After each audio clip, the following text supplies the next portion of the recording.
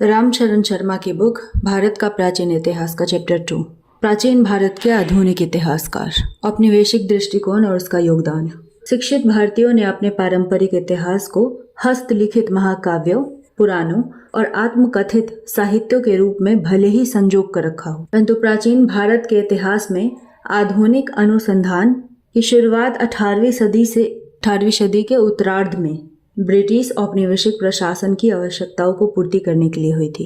सन 1765 में जब बिहार और बंगाल ईस्ट इंडिया कंपनी के अधीन हुआ तो उन्हें विरासत में मिले हिंदू नियम के जरिए प्रशासन को चलाने में मुश्किलों का सामना करना पड़ा। इसलिए सन 1776 में मनुस्मृति, जो आधिकारिक ग्रंथ माना जाता था, का अंग्रेजी में a code of Gentoo laws शीर्षक से अनुवाद किया गया। सन 1776 में मनुस्मृति, जो आधिकारिक ग्रंथ माना जाता था, को अंग्रेजी में a code of Gentoo laws शीर्षक से अनुवाद किया गया। हिंदू व्यवहारिक कानूनों को चलाने के लिए ब्रिटिश जजों के साथ पंडितों और मुस्लिम व्यवहारिक कानून चलाने के लिए मौलवियों को रखा गया। प्राचीन नियमों और प्रथाओं को समझने का शुरुआती प्रयास, जो मुख्यतः 18वीं शताब्दी के अंत तक जारी रहा, सन 1784 में कलकत्ता में एशियाटिक सोसाइटी ऑफ बंगाल की स्थापना के रूप में फलीभूत हुआ। इसकी स्थापना ईस्ट इंडिया कंपनी के एक प्रशासनिक अधिकारी सर विलियम जॉन्स, जिनका कार्यकाल है 1746 से 94 तक, द्वारा की गई। पहली बार उन्होंने ही संस्कृत, लैटिन और ग्रीक को एक भाषा परिवार से संबंधित बताया। सन 1789 में उन्होंने एक नाटक अभिज्ञान शाकुंतलम का अंग्रेजी में अनुवाद किया। सर्व प्रचलित हिंदू ग्रंथ भगवत गीता को अंग्रेजी में अनुवाद विलियम विल्किंस ने 1785 में किया। बम्बई एशियाटिक सोसाइटी की स्थापना सन 1804 में और ग्रेट ब्रिटेन एशियाटिक सोसाइटी की स्थापना 1823 में की गई। विलियम जॉन्स ने जोर देकर कहा कि यूरोपीय भाषाएं मूल रूप से संस्कृत और ईरानी भाषा से बहुत मिलती थी। इससे जर्मनी, फ्रांस और रूस जैसे यूरोपीय देश भारतीय अध्ययन को विकसित करने में उत्साहित हुए। 19वीं सदी के पूर्वार्ध में यूनाइटेड किंगडम और अन्य यूरोपीय देशों में संस्कृत अध्ययन पीठ की स्थापना हुई। भारतीय संदर्भ में अध्ययन को सबसे अधिक बढ़ावा जर्मनी के एफ मैक्स मूलर, जिनका कार्यकाल है 1823 से 1902 तक से मिला, जो इंग्लैंड में बसे। सन 1857 के विद्रोह में अंग्रेजों को भली भांति समझा दिया गया कि जिन पराये देश के लोगों को वे शासन दे रहे हैं, जिन पराये देश के लोगों पर वो शासन कर रहे हैं, उनके व्यवहार और सामाजिक व्यवस्था में गहराई से समझ अनिवार्य है। इसी प्रकार क्रिश्चियन मिशनरियों ने धर्मांतरण के लिए और ब्रिटिश साम्राज्य को सुदृढ़ करने के लिए हिंदू धर्म के विकारों को उजागर करने की कोशिश की। इन आवश्यकताओं की पूर्ति हेतु मैक्स मूलर के संपादन में प्राचीन ग्रंथों का अनुवाद व्यापक पैमाने पर किया गया। पूर्वी पवित्र ग्रंथमाला sacred book of the east series के अंतर्गत कुल मिलाकर 50 ग्रंथों की अनुवाद श्रृंखला को प्रकाशित किया गया, जिनमें से कई विविध खंडों में थे। इनमें से कुछ चीनी और ईरानी ग्रंथ भी शामिल थे, किंतु प्राचीन भारतीय ग्रंथ को प्रमुखता दी गई। इन ग्रंथों एवं इन पर आधारित पुस्तकों की प्रस्तावना में मैक्स मूलर और अन्य पश्चिमी विद्वानों ने प्राचीन भारतीय इतिहास और समाज की प्रवृत्ति को बहुत ही सामान्यकृत ढंग से देखा। उन्होंने कहा कि प्राचीन भारतीयों में इतिहास के बोध का अभाव था, विशेषकर समय के अभ्यस्त हो चुके थे, विशेषकर समय और क्रम के संदर्भ में। साथ ही उन्होंने ये भी कहा कि भारतीय नागरिक तानाशाही शासन के अभ्यस्त हो चुके थे। वे अध्यात्मवाद या अपनी एक अलग दुनिया में इतने तल्लीन थे कि उन्हें इस दुनिया की समस्याओं से कोई सरोकार नहीं था। पश्चिमी विद्वानों ने जोर देकर कहा कि भारतीयों ने न तो राष्ट्रवाद को अनुभव किया था और न ही किसी तरह के स्वशासन को। ऐसे ही सामान्यकरण विसेंट आर्थर स्मिथ, जिनका कार्यकाल है 1843 से 1920 तक, द्वारा लिखित भारत का प्राचीन इतिहास अर्ली हिस्ट्री ऑफ इंडिया में भी किए गए थे, जिन्होंने सन 1904 में प्राचीन भारत का पहला व्यवस्थित इतिहास लिखा था। जो स्रोत उस वक्त उपलब्ध थे उनके गहन अध्ययन पर आधारित और लिखित उनकी पुस्तक में राजनीतिक इतिहास को प्राथमिकता दी गई। लगभग 50 वर्षों तक उसका इस्तेमाल पाठ्यपुस्तक के रूप में होता रहा और इसे विद्वान द्वारा आज भी इस्तेमाल किया जाता है। स्मिथ का ऐतिहासिक दृष्टिकोण साम्राज्यवादी था। भारतीय प्रशासनिक सेवा के वफादार सदस्य के तौर पर उन्होंने प्राचीन भारत में विदेशियों की भूमिका पर जोर दिया। उनकी पुस्तक के 1/3 भाग में सिकंदर के आक्रमण की चर्चा की गई है। उसमें भारत को ऐसे अनियंत्रित और स्वच्छकारी भूभाग के रूप में प्रस्तुत किया गया है जहां ब्रिटिश शासन की स्थापना से पहले राजनीतिक एकता को अनुभव नहीं किया गया था। उनका आलंकन ये है कि भारत में एक तंत्र या तानाशाही ही एकमात्र शासन का रूप रहा। भारत के इतिहासकार भी ऐसा मानते हैं। सारांशतः भारतीय इतिहास की ब्रिटिश व्याख्या ने भारतीय चरित्र और उपलब्धियों को कमतर दिखाते हुए औपनिवेशिक शासन पद्धति को उचित ठहराया। उनमें से कुछ विचारों को एक हद तक वैधता भी मिली। चीनियों की तुलना में भारतीयों के कार्यक्रम को इनमें से कुछ विचारों में एक हद तक वैधता भी मिली चीनियों की तुलना में भारतीयों के कार्यक्रम को।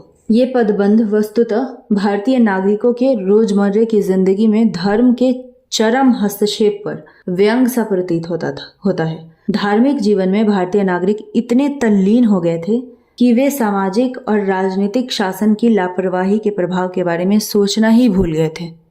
हालांकि कुछ प्राचीनतर चरण में महत्वपूर्ण घटनाओं को गौतम बुद्ध की मृत्यु के संदर्भ में कर्मानुसार निर्धारित किया गया।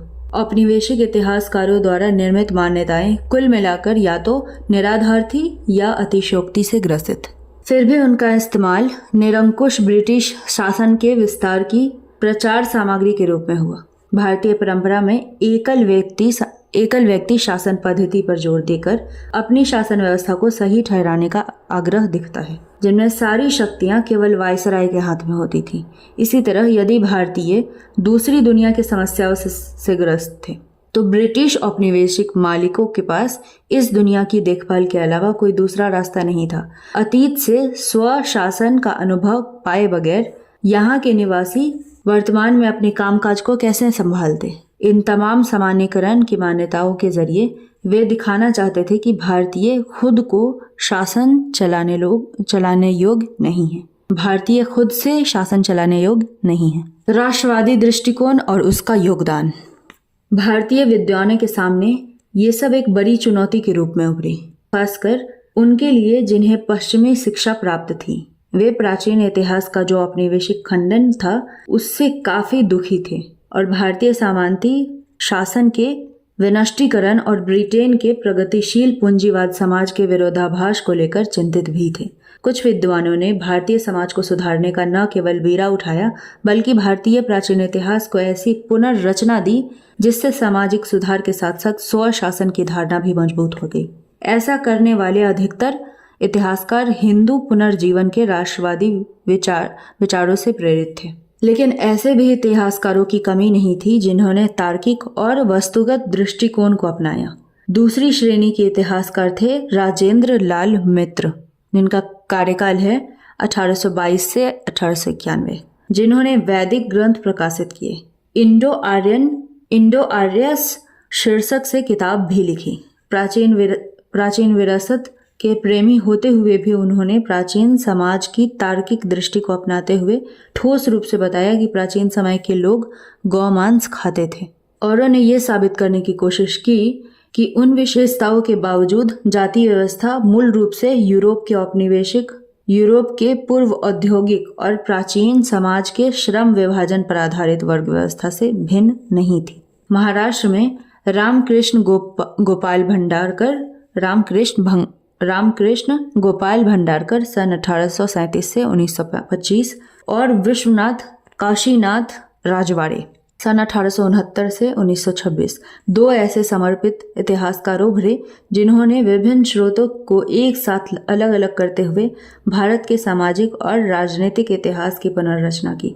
आरजी भंडारकर ने दक्कन के सातवाहन के राजनीतिक इतिहास और वैष्णव एवं अन्य मतों के इतिहास की पुनर्रचना की। एक महान सामाजिक सुधारक के रूप में उन्होंने अपने अनुसंधान के माध्यम से विधवा पुनर्विवाह, जाति व्यवस्था और बाल विवाह जैसी बुराइयों की भर्त्सना की। शोध के लिए पूरे जोश के साथ वीके राजवाड़े ने मराठा इतिहास के स्रोतों और संस्कृत पांडुलिपियों की तलाश में महाराष्ट्र में हर एक गांव की यात्रा की।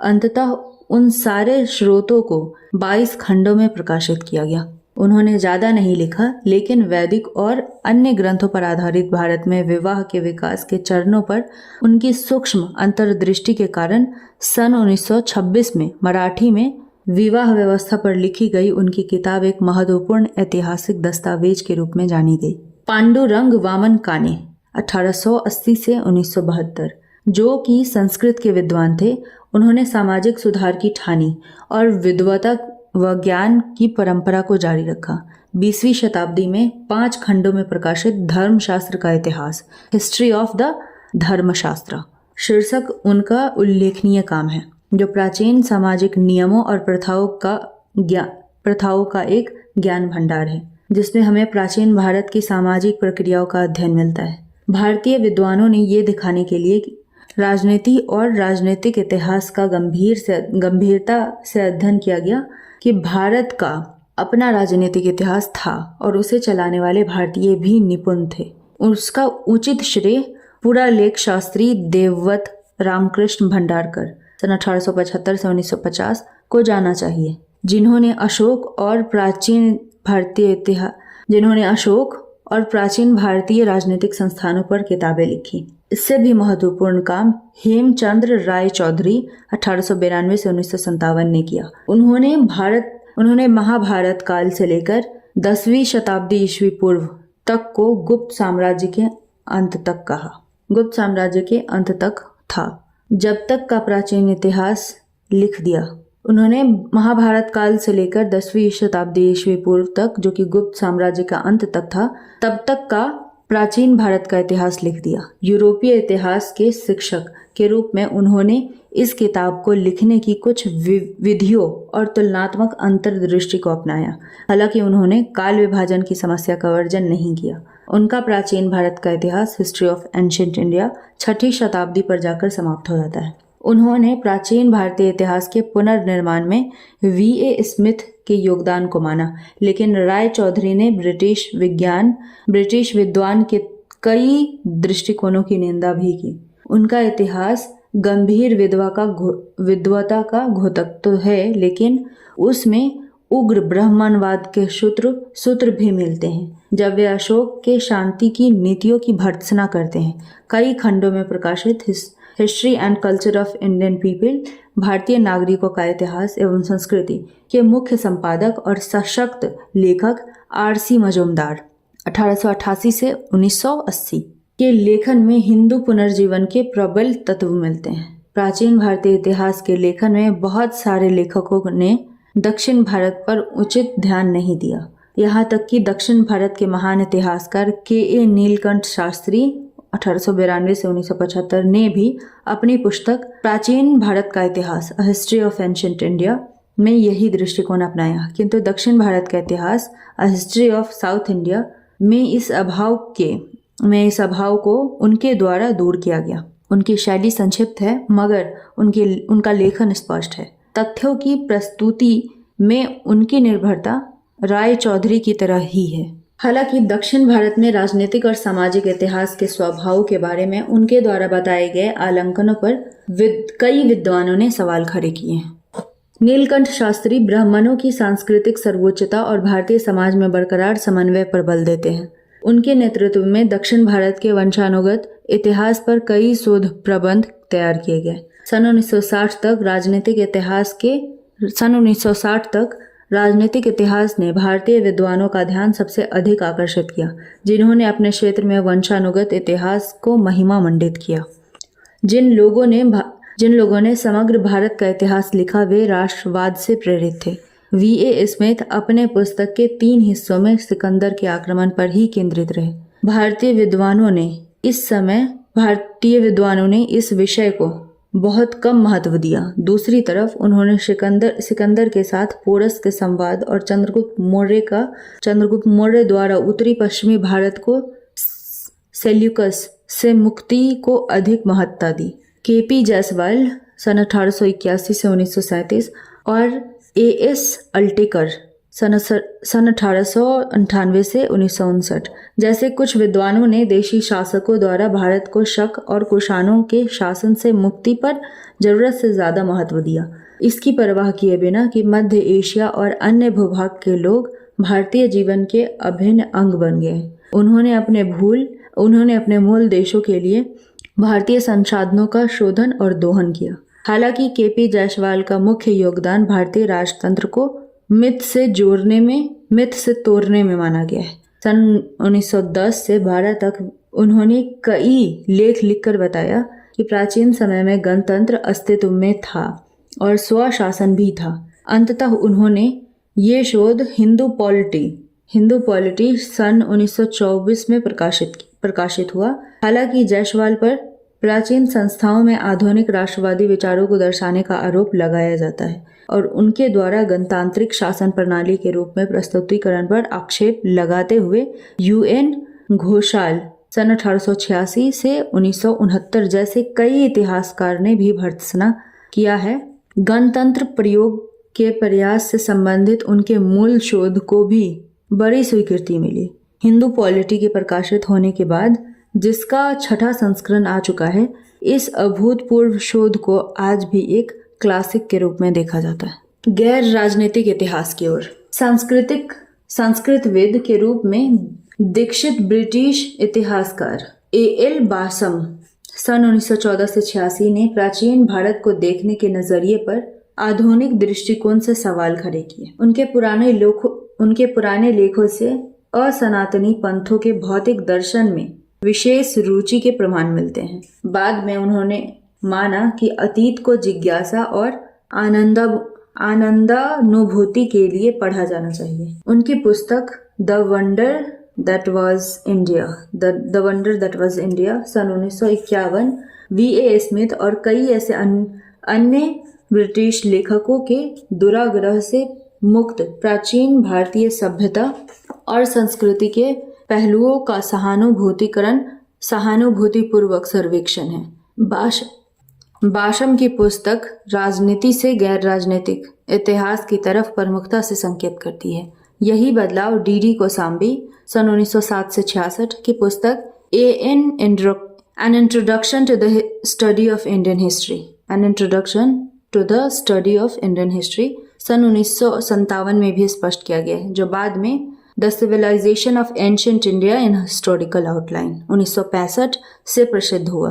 कोसाम्बी ने भारतीय इतिहास को एक नई दिशा दी। उनकी शैली इतिहास की भौतिक व्याख्या से प्रभावित है, जिसे कार्ल मार्क्स की रचनाओं से लिया गया है। उन्होंने प्राचीन भारतीय समाज और अर्थ और संस्कृति के उत्पादन की शक्तियों और संबंधों के विकास में अभिन्न अंग के रूप में प्रस्तुत किया। वर्ग और आदि मानवों के संबंध में सामाजिक और आर्थिक विकास की श्रेणियों को दर्शाना उनके पहले सर्वेक्षण खंड में था। बाशम के साथ साथ कई विद्वानों ने उनकी भर्त्सना की, लेकिन उनकी ये किताब आज भी बड़े पैमाने पर पढ़ी जाती है। पिछले 40 वर्षों में प्राचीन भारत पर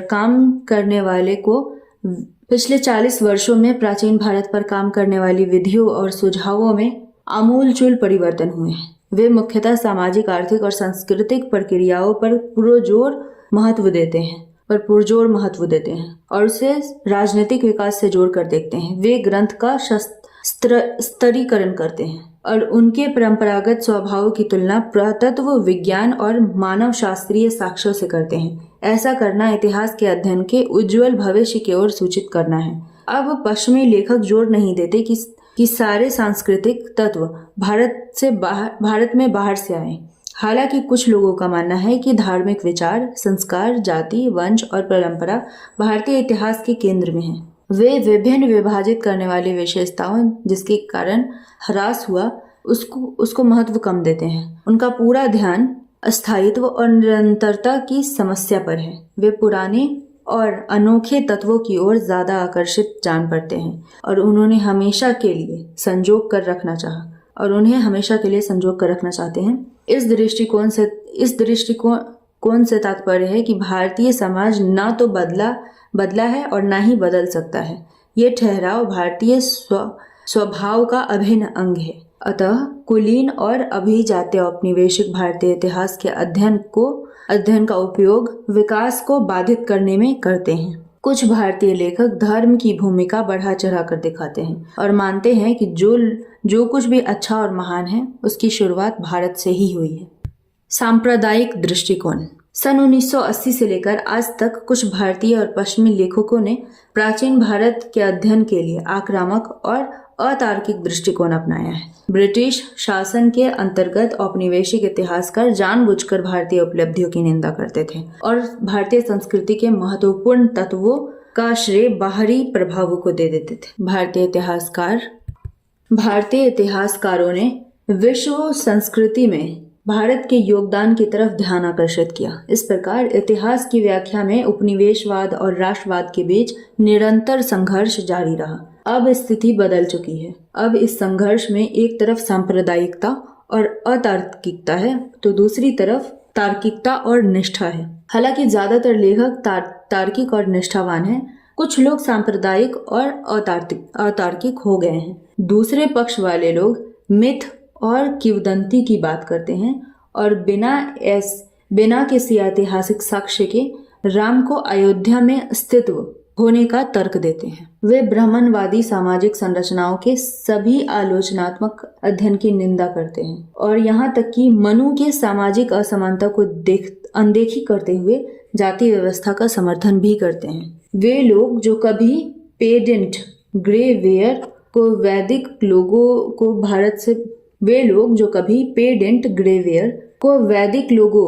को भारत से बाहर होने के लिए जिम्मेदार ठहराया, अब वे इंडो आर्यन को भारतीय मूलवासी घोषित कर रहे हैं। वे तर्क देते हैं कि भारत से आए मुस्लिम और क्रिश्चियन भारत में विदेशी हैं। ऐसी सरलीकृत मान्यताओं को स्रोतों से तार्किक अध्ययन के आधार पर जांच करने की जरूरत है। सांप्रदाय के तौर पर किसी भी प्राचीन संस्कृत ग्रंथ या किसी अन्य स्रोत से ना तो हिंदू की पुष्टि होती है ना हिंदू धर्म की। सांप्रदायिक लेखक हिंदू और हिंदुत्व का राग अलापते रहते हैं। ऐसी परिस्थिति में इतिहासकारों को सावधानी पूर्वक वस्तुनिष्ठ और वैज्ञानिक मानक के साथ साथ पहले से स्थापित ऐतिहासिक मानकों को अपनाना होगा। कालक्रम 18वीं शताब्दी से उत्तरार्ध प्राचीन भारत के इतिहास में आधुनिक शोध। 1765 बिहार और बंगाल ईस्ट इंडिया कंपनी के शासन में आया। 1776 कोड ऑफ जेनेटल लॉज शीर्षक से मनुस्मृति का अनुवाद हुआ। 1784 कलकत्ता में एशियाटिक सोसाइटी ऑफ बंगाल की स्थापना। 1785 में भगवत गीता का अंग्रेजी अनुवाद हुआ। 1804 में बॉम्बे एशियाटिक सोसाइटी की स्थापना हुई। 1823 में लंदन में Asiatic society of great Britain स्थापित हुआ। 19वीं शताब्दी के पूर्वार्ध में इंग्लैंड एवं कई अन्य यूरोपीय देशों में संस्कृत चेयर की स्थापना की गई। 1904 में V.A. स्मिथ द्वारा अर्ली हिस्ट्री ऑफ इंडिया का लेखन हुआ। 1924 में K.V. जायसवाल द्वारा हिंदू पॉलिटी बुक का लेखन। 1926 में V.K. राजवाड़े द्वारा मराठी में history of the institution of marriage. V.K. Rajwade द्वारा 1926 में मराठी में history of the institution of marriage. 1951 में A.L. बाशम द्वारा the wonder that was India का लेखन हुआ। 1957 में D.D. कोसाम्बी द्वारा an introduction to the history of Indian history, an introduction to the study of Indian history का लेखन हुआ। 1965 में D.D. कोसाम्बी द्वारा the civilisation of a national India in historical outline का लेखन हुआ। 1837 से 1905 R.J. भंडारकर, 1869 से 1926 V.K. राजवाड़े, 1875 से 1905 D.R. भंडारकर, 1880 से 1972 P.V. काणे, 1886 से 1969 U.N. घोषाल, 1881 से 1937 K.V. जायसवाल, 1888 से 1980 R.C. मजूमदार, 1892 से 1957 H.C. राय चौधरी, 1892 से 1975 K.A. नीलाकांत शास्त्री, 1898 से 1959 A.S. अलतेकर, 1907 से 1986 डीडी कोसाम्बी और 1914 से 1986 एएल बाशम। तो ये था चैप्टर 2, प्राचीन भारत के आधुनिक इतिहासकार। चैप्टर 3 है इतिहास का निर्माण और उसके स्रोत।